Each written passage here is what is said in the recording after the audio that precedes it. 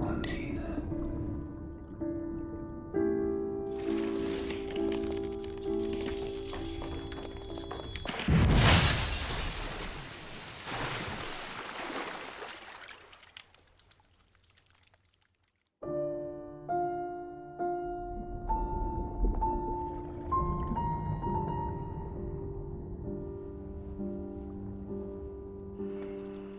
Wer will hier bleiben? Das ganze Wochenende.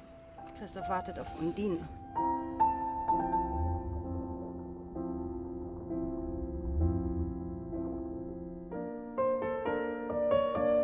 Undine? Ist mir runtergefallen. Das Bein ist abgebrochen, aber ich habe es wieder geklebt.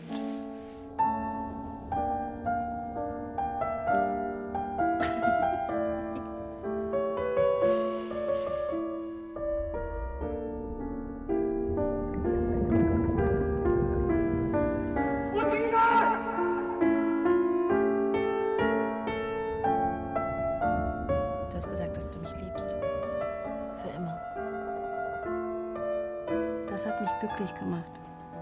So glücklich, wie ich noch nie glücklich war.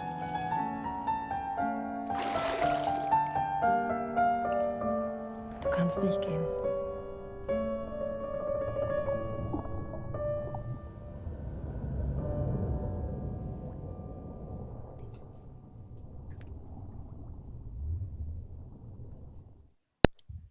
Hello and welcome to the living room, brought to you by Curzon Home Cinema. If you're watching this live, you can join the conversation in the comments on YouTube or via Twitter with the handle @CurzonCinemas, and please use the hashtag Undine.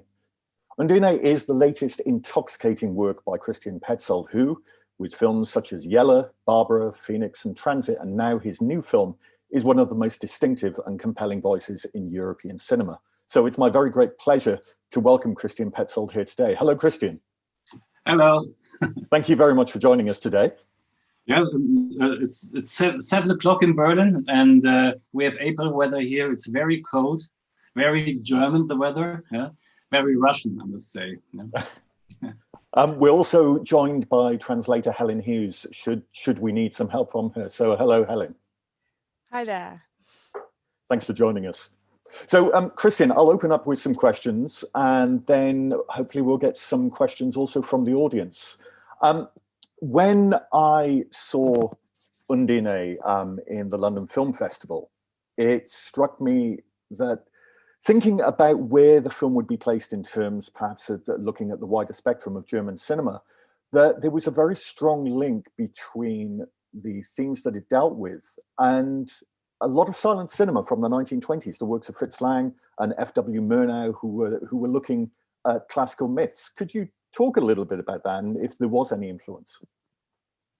Yes, for me, my first influence of German films was Murnau. Lang came later. Yeah? I think I was 15 or 16. There was in the Cinemathek in Cologne, there was a retrospective of Murnau films. And the only film I know in this time was Nosferatu. Yeah? And for me, I must say, my children, when they were 3 or 4 years old, they have seen SpongeBob every evening before dinner. They have one episode of SpongeBob. And in one of these SpongeBob episodes, SpongeBob was in a cave, yeah, underwater cave. And there was a cut of 1 second of Nosferatu, black and white from the original inside of this SpongeBob world and back. And my children were screaming because this Max Schreck is the name of the actor, and Max Schreck's face makes them so anxious that I have to buy a Nosferatu DVD copy, and you can't get a Nosferatu DVD copy in Germany. I have to buy it from the British Film Institute, I remember. And it came to when we have to see the whole movie together with the children, so that they can work with their fear. Yeah. So yeah, for me, it was during this retrospective I've seen.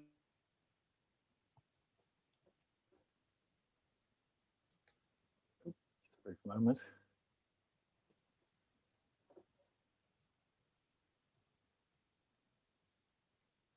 hopefully we'll get Christian. Everything okay with this? You've just come back sound-wise. The screen has gone a little frozen, but we can hear you now, Christian.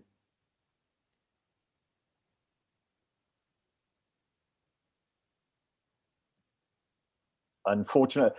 We have actually lost Christian at the moment. Oh, yeah, I can hear you now back. You are? Yes, you're back.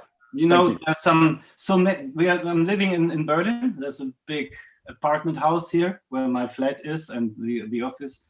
And all people after 7 p.m. are watching Netflix, Amazon, yeah. And so our nets are not so strong here. Yeah? So my favorite was Sunrise by Murnau. And I think Undine had something to do with it, with the water, a woman, yeah, an old myth, yeah, and it's in Sunrise, it's the myth of a dark, bad woman, a blonde, clear woman, but it's a fantastic mix, and it's one of my favorites. And the actual myth of Undine itself, could you talk about your attraction to it and how you first sort of considered the idea of taking this myth and transforming it into this modern tale? Yeah, my friendship with Nina Hoss, and we have made 6 films together in 10 years. And we have, and you know, I'm a big Hitchcockianer, I'm a Hitchcock fan. Yeah? And so we have talked a lot about this word muse, about a male director, a female actress, yeah? And about the power and the male subjectivity and all these things. And Nina is very intelligent, and we discussed it in a very modern way. Yeah? And the idea was, my idea was always, when I would do Vertigo again, I would do Vertigo from the perspective of Kim Novak, and not from the perspective of James Stewart. But the film is one of this fantastic movie. Yeah? It's no criticizing Hitchcock, but I must find my own position, telling stories. And so Nina and I talked a lot about this collaborations, and we found also this myth Undine at this time. It's something to do with this Pygmalion myth, with Ava Gardner in this Kurt Weill musical. Yeah? And so we collect many of these themes in art and movies. And so this was the time I first have, I read the first time I read this German romantic myth of Undine. And it costs me 10 years to read then the female perspective of Ingeborg Bachmann, who had written a novel, Undine is leaving, was the name in the English translation. Undine is leaving, and this is the voice of Undine, and not the voice of the male sexuality. Yeah? This was very interesting for me. I think that's the thing. When you look at the way that cultural discussions have progressed over the course of just looking back over the last 2 or 3 years, where gender politics has come front and center. It was interesting when I first heard about you filming a version of Undine, and I read then that Undine would be the character.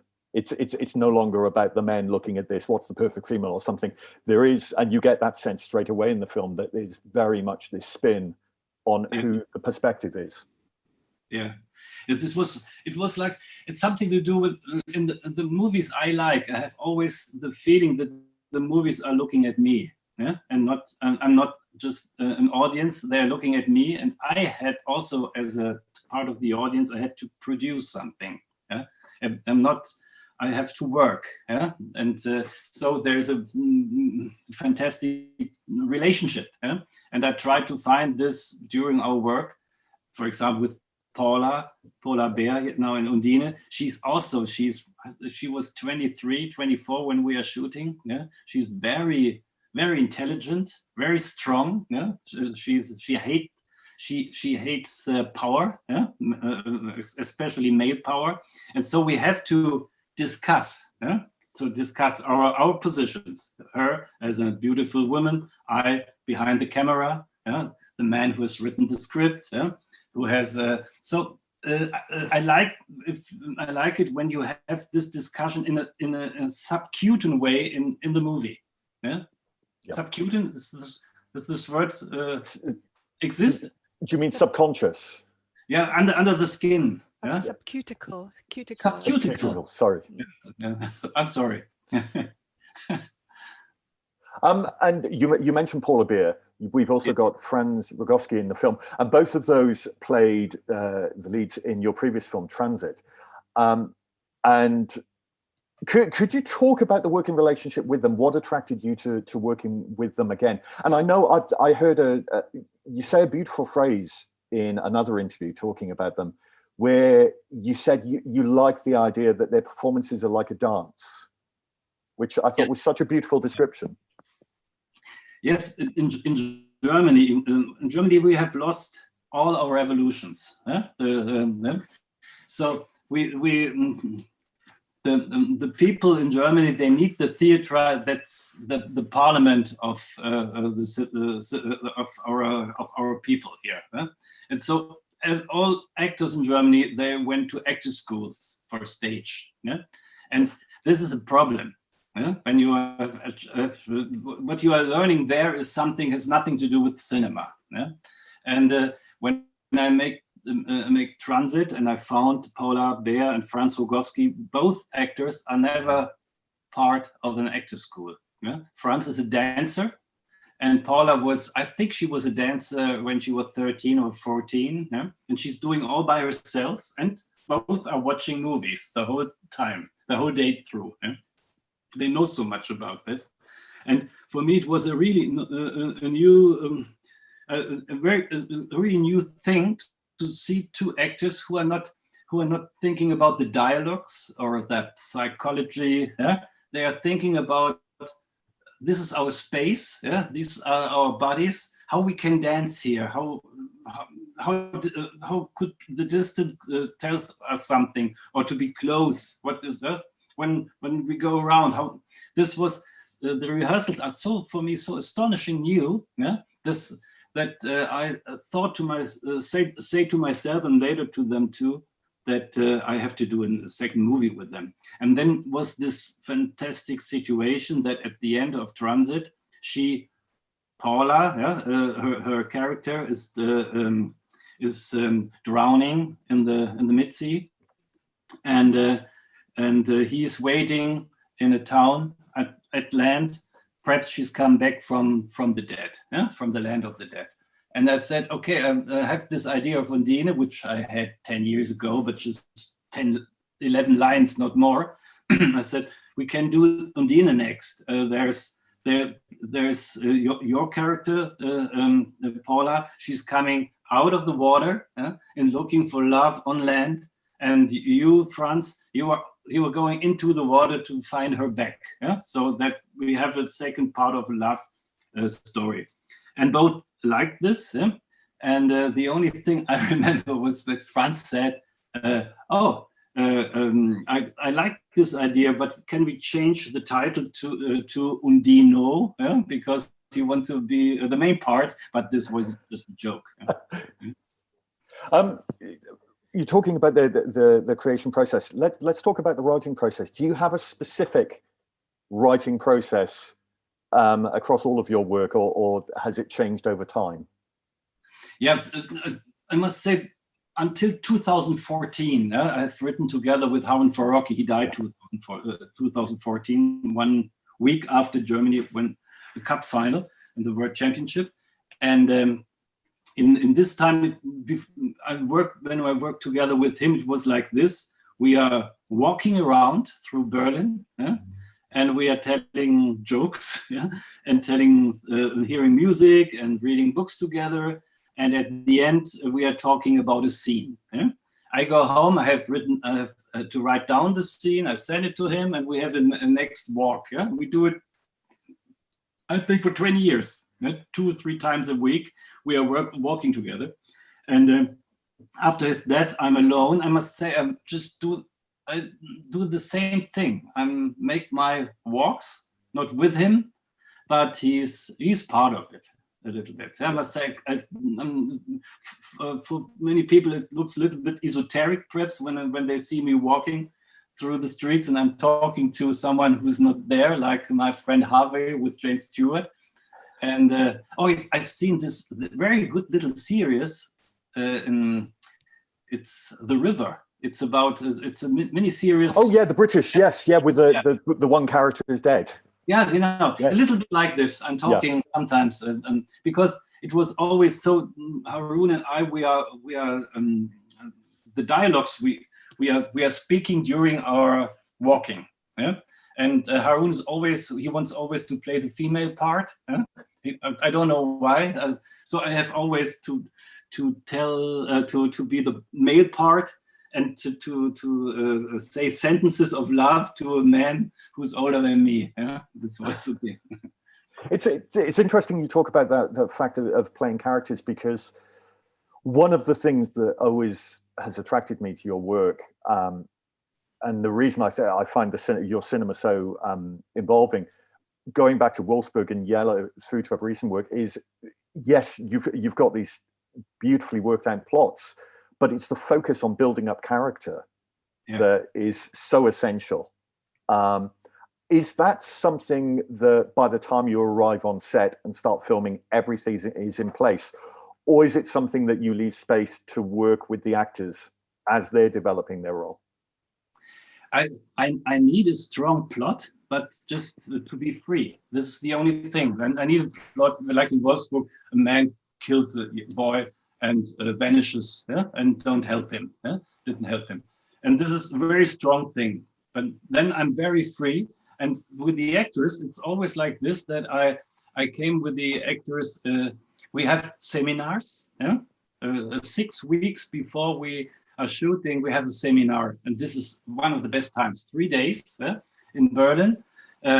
We are reading the code reading of the script, but this is not the important thing. The important thing is we are watching the movies together. I've always make a little seminar like an owner of a cinema. I think this is my dream job, to be an owner of a cinema. Yeah? There must be no audience that just want to curate a program. This is the best thing. And then I take mostly a bus, and all actors, also the actors who just have one sentence or 1 day of shooting or so. We are in a bus and we are driving to the shooting places. Yeah. But these shooting places are not shooting places; they are reality in this moment, because there is no light, no craftsman, no filming crew, and so. They see, for example, in Undine, they can see the lake, they can see the barrage, they go to a museum, and they are alone there. They have the seminar, they have the script, and they have the reality. And then they have 4 weeks of themselves. And on the day of shooting, they have met sometimes Isabelle Huppert in Odessa. I think it was in Odessa or so.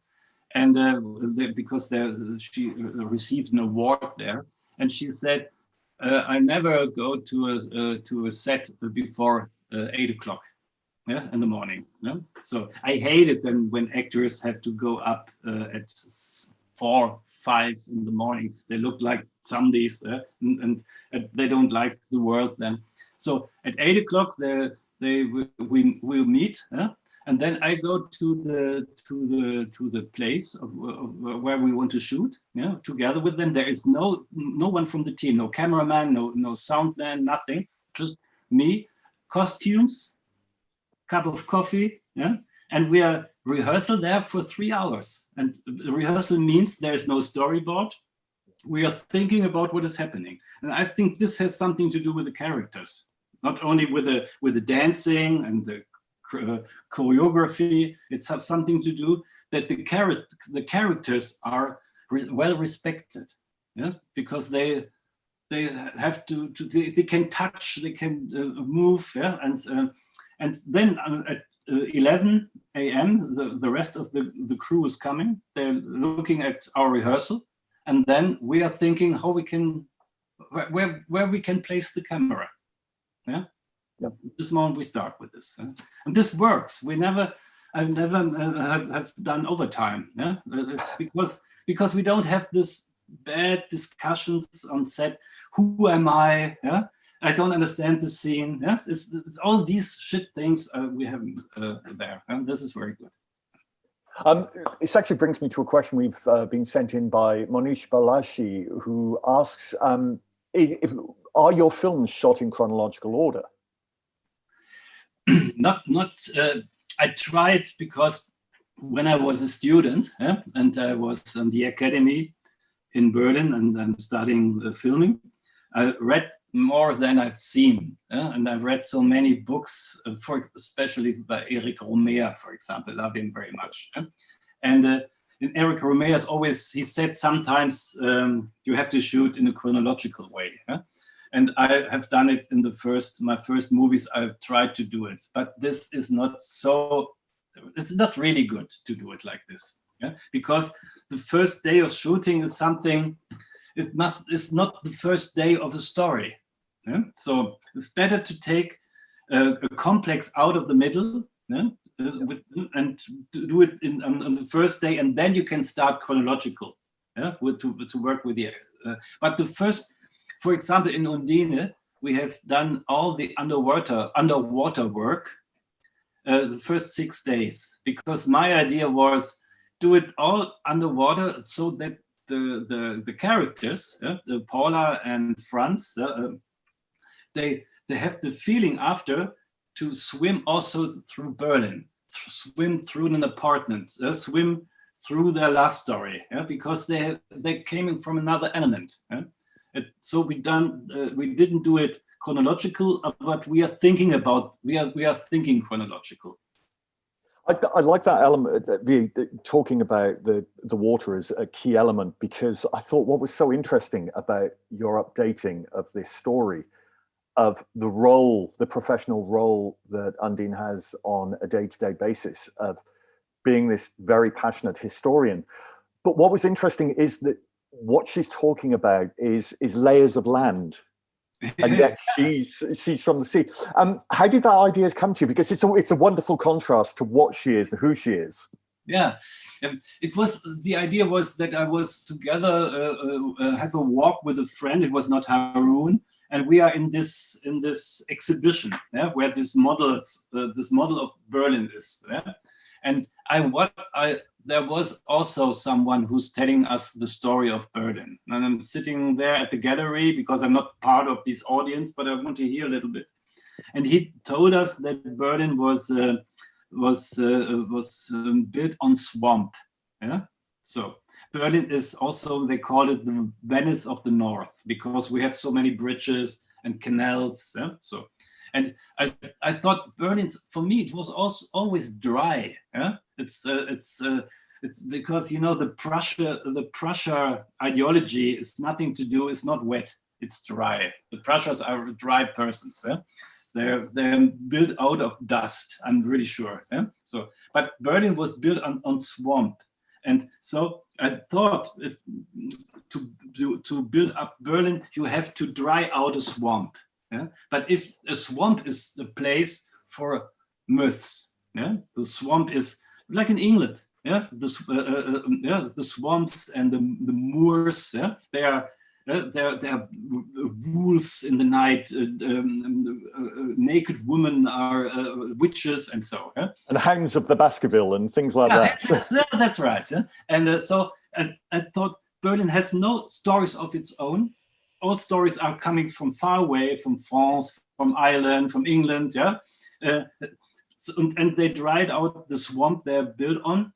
So where can all the myths where they can be? So they have to work in exhibitions or as freelancers in universities, because they don't have an era of living places of their own. And this was a little bit my idea 10 years ago. Related to that, we've got a question from Jennifer, who asks, is that map actually real? And where could she go and see it? Yeah, this is something, 1990, when Germany was reunited.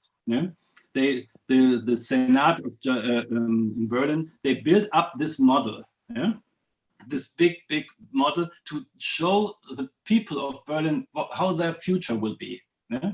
It's not saying about the past, it's about the future. Yeah?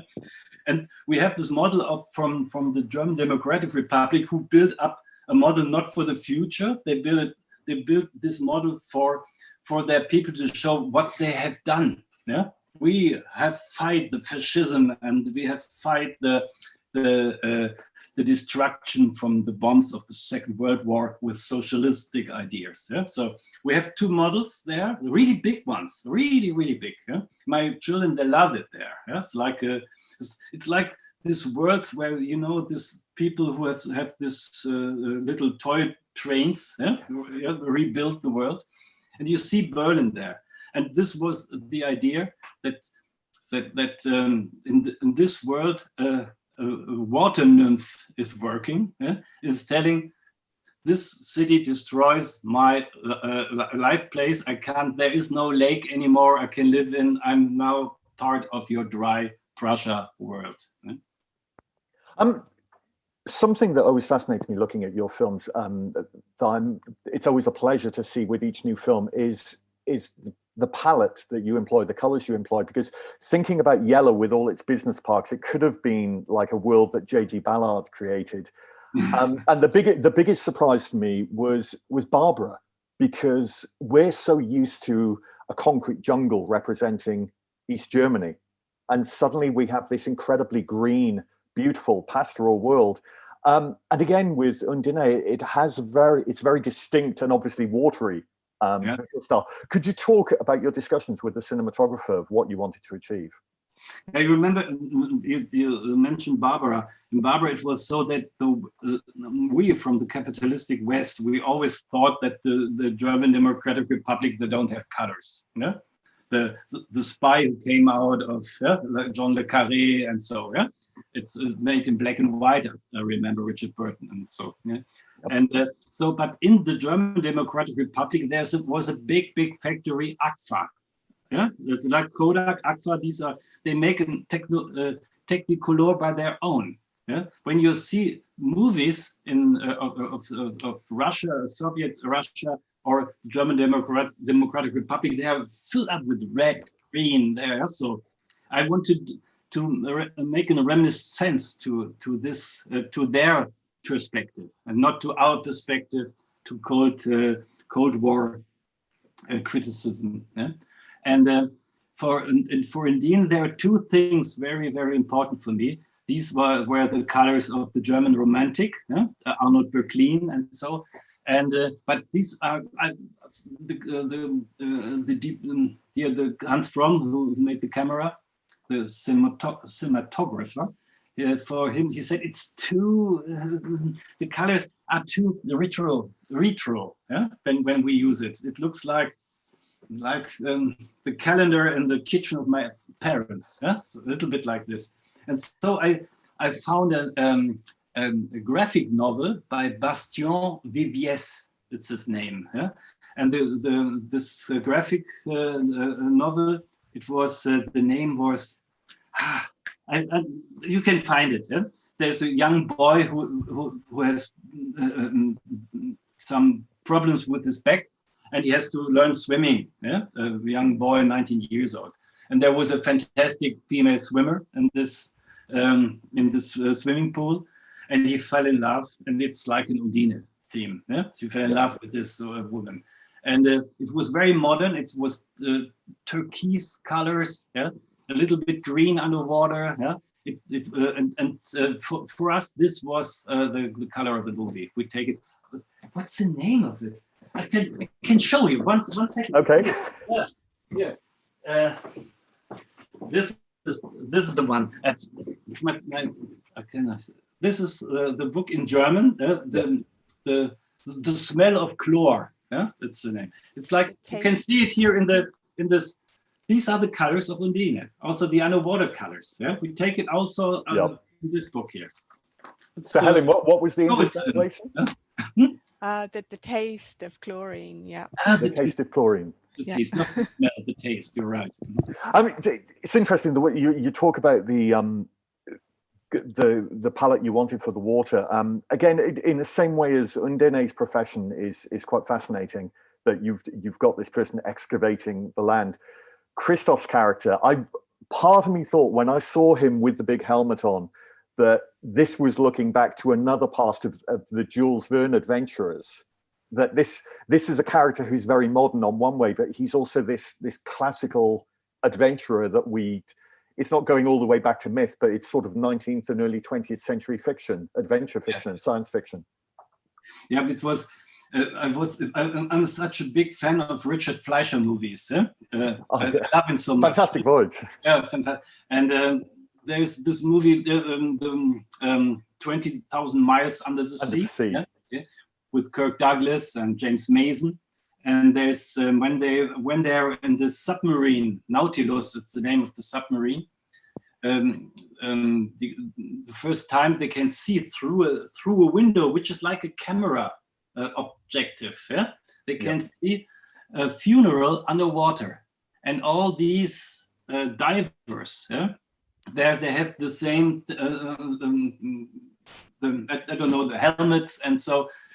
Like in our movie, we just take it. And there was a documentary about the building up of the Potsdamer Platz in Germany since 1991 or so. It's called Berlin Babylon, the movie. It's a fantastic documentary. And there was so much water, like the swamp thing. When you're going down in Berlin into the earth of Berlin, you find water. You need divers. Yeah. And they have the same helmet, the same lamps here, the lighters, and like in this Richard Fleischer movie. And so I think this, for us, it was clear that Franz Rogowski has to wear a uniform like this. Yeah. And well, we mentioned Barbara, and you've also got Phoenix and Transit, which are this very loose historical trilogy. So is Undine going to be part? Are you going to do like a 4-part elemental series? Yeah, and it's because I'm Protestant, and when I have made something, I have always the feeling. So now I can make the 3 years vacancy. Yeah. So because I have made something, but I have to work on, and so I always say this is part of a trilogy. That means I have to do 2 more movies. Yeah, to think about. This is the reason why. But now the next movie is about fire. It's about fire. It's about the forests in a big forest in Germany. I'm sorry, there's nothing to do with the country. I don't know how to do it. It's about the forest in Germany and the fire, because the dried out forest, the fires in the summer. And in the forest there are these Shakespeare characters, the nymphs, the elves, and Titania and the Midnight Summer Dream, and so on. Because they can't live on in the forests, they go into the cities, and they they will irritate the world of 4 young people, and there's also a burning, but there are burnings in their hearts. So it's in English. That's okay. I think you can understand it. We're going to have to finish soon, but I've got a question. Silence is not something that it strikes me that you're afraid of at all. I know some directors, it feels like they have to have volume noise throughout the whole of a film, and you have long ears in your film of just lots of silence, which works in heightening the tension of certain scenes. But I've got a question actually about the music in this film. I was just curious because I don't know if it was chosen by you or music supervisor, but Vikingur Olafsson, the Icelandic pianist, and it's an arrangement of a Bach concerto, and it's beautiful. But I was just curious about your choice of that specific recording for this film. Yeah, it started with Wolfsburg. In Wolfsburg, I haven't got any music, any score. Yeah?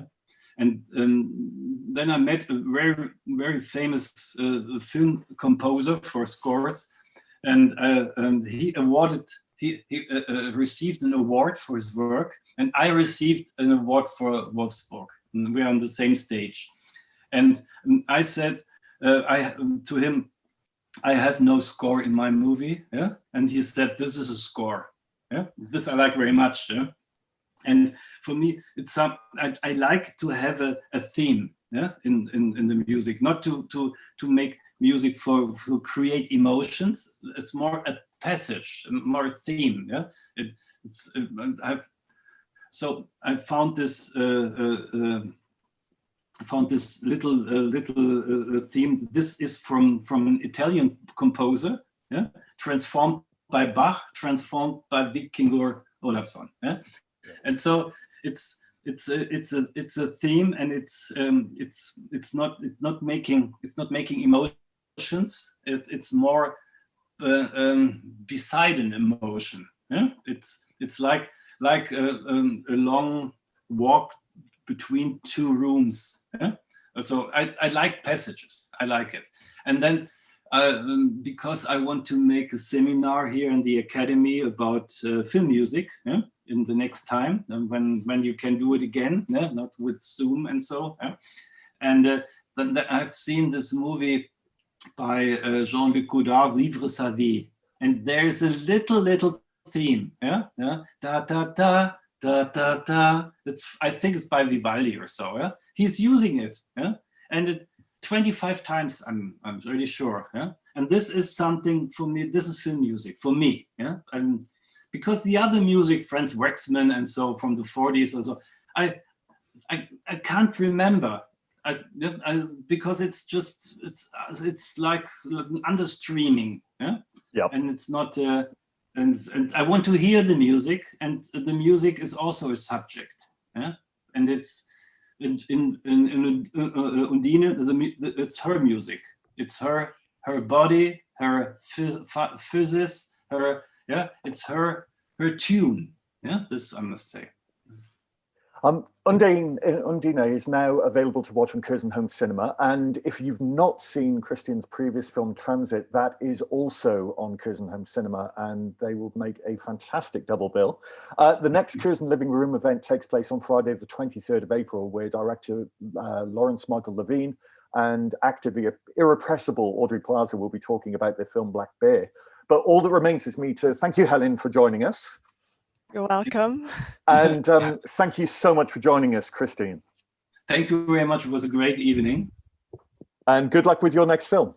Thank you very much. I hope you will see us in reality next time. That would be wonderful.